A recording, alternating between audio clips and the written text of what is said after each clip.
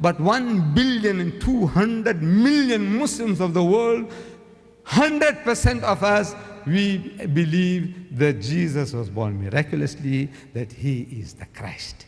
He gave life back to the dead by God's permission, and he healed those born blind and the lepers by God's permission. And now, yet they consider us to be the antichrists. What we have to do, we have to educate them, inform them. But before we do that, we have to educate ourselves. And to educate ourselves, we need this book.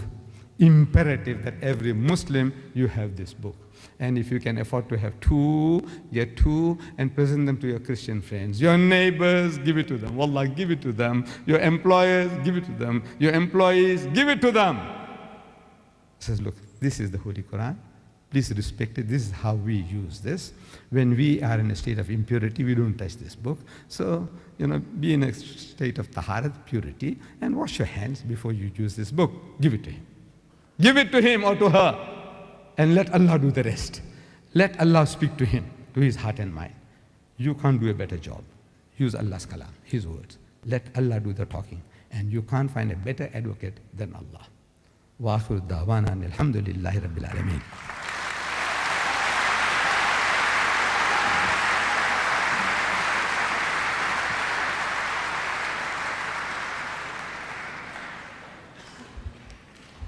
Thank you, Sheikh Deedat. Question time will start very shortly. First question, brother. Assalamu alaikum. Wa alaikum salam. My name is Ibrahim Fahmi. If you can come a bit closer to the microphone, please. I would like to ask Sheikh Ahmed Deedat how old he is first, if that's not a problem. That's all right, keep going. Yeah. A convert, an Australian convert, asked me that he needs to learn Arabic before he can read the Quran. And he asked me this question. I said, if you read the Quran with the translation, I think it will be easier than learning Arabic, And I'd like to get his point of view, please, because I couldn't answer him very well. Thank you. Sheikh?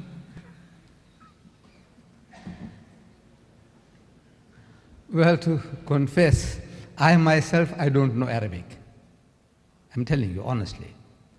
You see, I know a few words of Arabic. When I go among the Arabs, if I want water, it says moya. I know the word means water.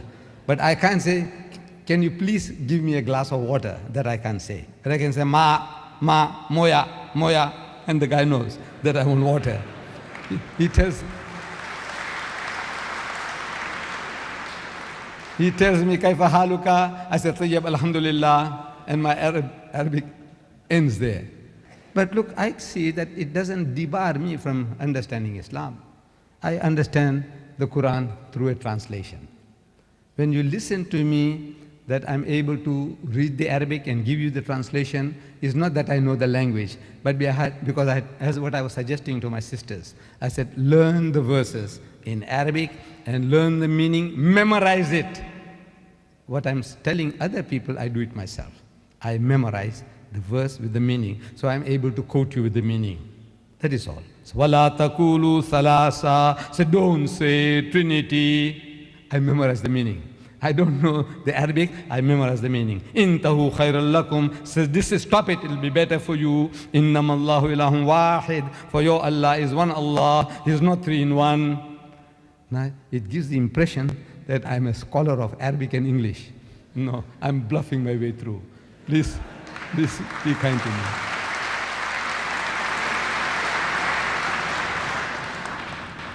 You may have guessed by the familiar accent that I'm a convert.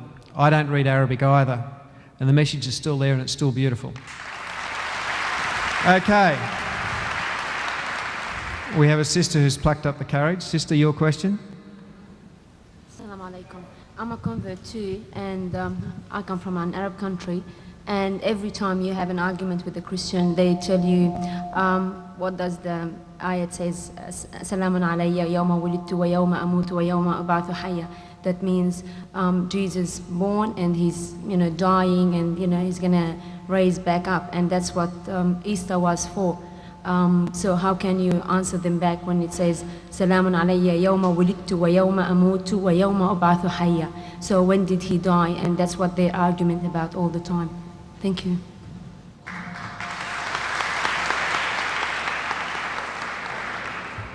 A Palestinian Arab Christian missionary by the name of Anish Rosh, he posed this question to me in the Royal Albert Hall in London. He's an Arab. He's boasting about his knowledge of Arabic. He's an Arab. I am not an Arab. I'm a Hindi, an Indian. And born into a Muslim home and came into contact with translation in this book, and I speak and I deliver messages as I understand. So this Christian missionary, a Palestinian Arab, he quoted this ayah.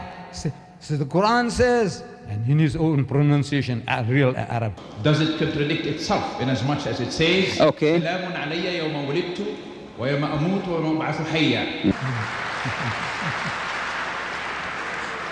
So he's asking me, he said, the Quran says that peace is on me. That's in the Quran, chapter 19.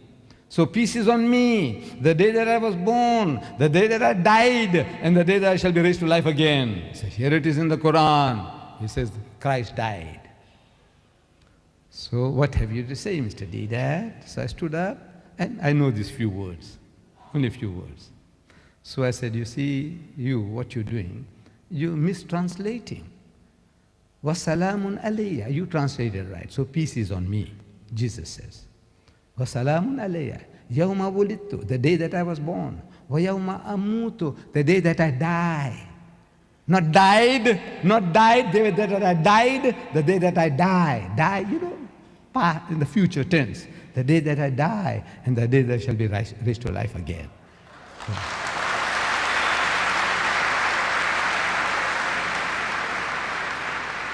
That is the correct translation. Thank you, sister. My question's been answered too. I see that our sisters are still shy, and it looks as though the Christians are still letting the message sink in. We'll go to this brother here. Assalamu alaikum. Walaikum salam. Thank you very much for your speech. Again, it was good. In your other speeches of Christ and Islam, you've given us examples how we Muslims follow the example of Christ. I found another one which I haven't heard you say before. In Matthew chapter 5, verse 29, it says, if your right eye causes you to sin, pluck it out and cast it from you. For it is more profitable for you that one of your members shall perish than for your whole body to cast into hell. And if your right hand causes you to sin, cut it off and cast it from you, for it is more profitable for you that one of your members perish than for your whole body to be cast in hell. I'm asking why are the Christians attacking us for cutting the hand when Jesus is telling him to do that? Thank you.